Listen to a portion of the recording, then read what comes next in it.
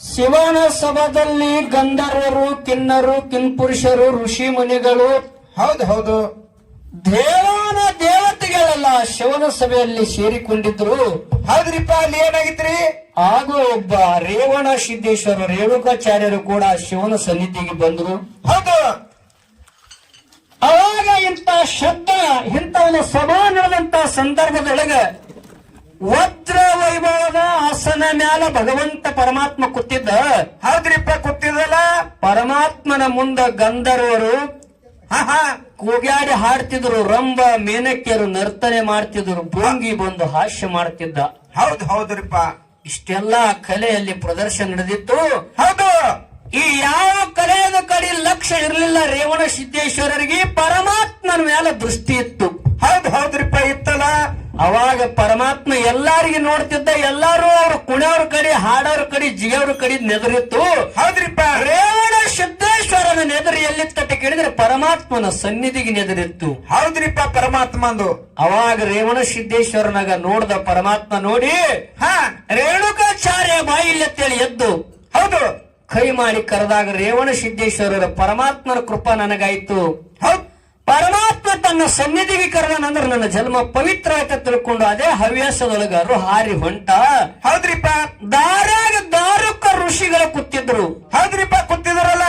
ದಾರ್ಯಾಗ ದಾರುಕ ಋಷಿಗಳು ಕೂತಿದ್ರು. ರೇವಣ ಸಿದ್ದೇಶ್ವರ ಪರಮಾತ್ಮನ ಸನ್ನಿಗೆ ಹೋಗುವ ಅವಸರದಲ್ಲಿ, ಹೌದು, ಪರಮಾತ್ಮನಲ್ಲಿ ಹೋಗುವಂತ ಒಂದು ಆತುರತ್ವದಲ್ಲಿ ಆ ದಾರುಕ ಋಷಿಗಳಿಗೆ ದಾಟಿ ಹೋಗಿಬಿಟ್ರು. ಹೌದ್ರಿಪ್ಪ, ದಾಟೋದ್ರು.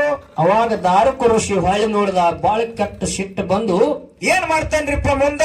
ಕೊಟ್ಟಿ ಮನಸ್ಸಿನಿಂದ ಕೆಟ್ಟ ಶಾಪ ಕೊಟ್ಟ ರೇವಣ ಸಿದ್ಧಗ. ಶಾಪ ಹಂಗ?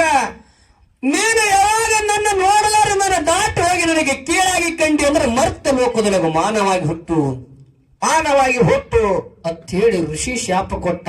ಹೌದ್ರಿಪ್ಪ, ಮುಂದೆ ಆ ಋಷಿ ಶಾಪ ಕೊಟ್ಟಿರ್ತಕ್ಕಂತ ವಿಷಯ ರೇವಣ ಸಿದ್ದೇಶ್ವರನ ಕಿವಿಗೆ ತಟ್ಟಿತ್ತು. ಹೋಗಿ ಪರಮಾತ್ಮನ ಪಾಲನೆಪ್ಪ, ನಾನು ನಿನ್ನ ಸನ್ನಿಧಿಗೆ ಬರುವಂತ ಸಂದರ್ಭದೊಳಗ ದಾರುಕ ಋಷಿಗಳಿಗೆ ದಾಟಿದೆ. ಹೌದು, ಮರೆತು ದಾಟಿದೆ. ದಾರುಕ ಋಷಿಗಳು ನನಗೆ ಶಾಪ ಹಾಕಿದ್ರು, ಹೆಂಗ ಮಾಡೋದು ಪರಮಾತ್ಮ ಅಂದಾಗ, ಹೌದ್ರಿಪ್ಪ, ಭಗವಂತ ಹೇಳ್ತಾನ. ಏನಂತ ಹೇಳ್ತಾರ ಸರ? ಋಷಿಗಳ ಆಡಿದ ಮಾತ ಹುಷಿ ಹೋಗಂಗಿಲ್ಲ, ಸಿದ್ಧರ ಆಡಿದ ಮಾತ ಸುಳ್ಳಾಗಂಗಿಲ್ಲ. ಹೌದೌದು. ಆ ಋಷಿಯ ಹೇಳಿದ ಪ್ರಕಾರ ಅವನ ಶಾಪದ ಒಂದು ಅನುಗುಣವಾಗಿ ನೀ ಮರ್ತ್ಯ ಲೋಕಕ್ಕೆ ಹೋಗು, ನಿನ್ನಿಂದ ಜಗ ಉದ್ಧಾರ ಆಗಬೇಕಾದ, ಧರ್ಮ ರಕ್ಷಣೆ ಆಗಬೇಕಾಗ್ಯದ. ಹೌದ್ರಿಪ್ಪ, ಧರ್ಮ ರಕ್ಷಣೆ ಆಗ್ಬೇಕಾಗ್ಯದ. ಅಲ್ಲಿ ಜಗದೇವ ಜಗದ್ಗುರುವಾಗಿ ಮರಳಿ ನನ್ನ ಸನ್ನಿಧಿಗೆ ಬಾ ಅಂತ ಹೇಳಿ ರೇವಣ ಸಿದ್ದೇಶ್ವರರಿಗೆ ಆಶೀರ್ವಾದ ಮಾಡದ ಪರಮಾತ್ಮ. ಹೌದು ಹೌದು. ಮುಂದೆ ಏನಾಗ್ತದ್ರಿಪ್ಪ? ಆ ಪರಮಾತ್ಮನ ಆಶೀರ್ವಾದ ಪಡ್ಕೊಂಡು ಮರುತ್ತ ಲೋಕಕ್ಕೆ ಯಾವ ರೀತಿ ಇಳಿತಾನ, ಏನು ಜಗತ್ತದೊಳಗೆ ಪವಾಡ ಮಾಡಿತ. ಹೌದು ಹೌದು. ಕೇಳ. ಹೌದು.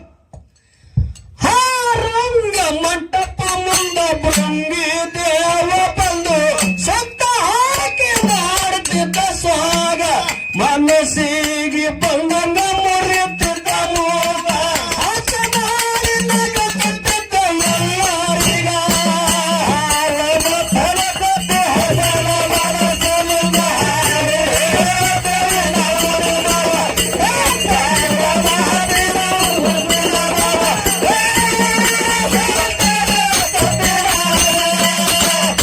ಯಾಕಂದ್ರೆ ಭೃಂಗಿ ದೇವ ಬಂದು ಪರಮಾತ್ಮನ ಮುಂದ ನರ್ತನೆ ಮಾಡ್ತಿದ್ದ. ಹೌದ್ರಿಪ್ಪ, ಹೌದು. ಯಾವ ರೀತಿ ಮಾಡ್ತಿದ್ದ? ಯಾವ ರೀತಿ ಮಾಡ್ತಿದ್ದ ಸರ? ಹಾರಂಗ